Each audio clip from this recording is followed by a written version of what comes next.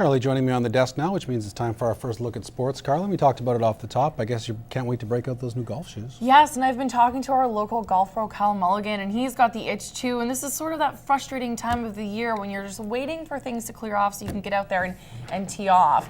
Well, the 2011 Masters at Augusta National is just days away. And while Phil, Tiger, and Graham and others are all busy preparing for round one, golfers with the itch in our region are going to have to wait a little longer to hit the links. Aaron Streck has more now on when the courses are expected to be up and running for the season. Last year at this time, the white stuff was all gone and golfers were already taking their cuts on the links. As you can see, that is not the case this year. Your guess is as good as mine, but traditionally we've been the third weekend in April, and this will go. We get a few days where there was some heat and some sun overnight. We don't want it to melt too quickly because that may cause some flooding concerns, certainly. So we don't want to have that on our hands, so to speak.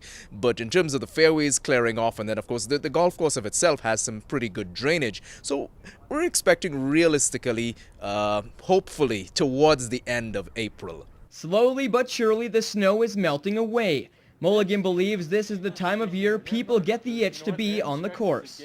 People are excited.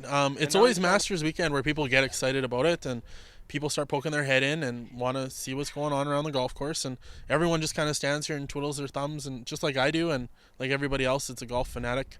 After a lengthy winter break, Mulligan returned to work Monday. Even though no one is on the course just yet, he is still busy preparing for the season. All that planning that I said I was going to do all winter long, I have to get that done ASAP before the snow goes. And unpacking boxes, setting up the new pro shop, and basically all I can do is sit and wait and hope like everybody else, and eventually it'll come. Despite a long winter, the nice weather isn't only embraced by golfers.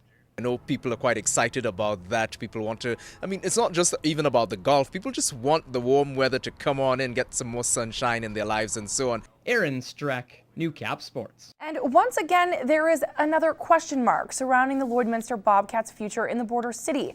Today, when Newcap Sports contacted the league to finalize coverage for the decision-making process, we were told, and quote, the date will not be April 9th, but will be determined shortly.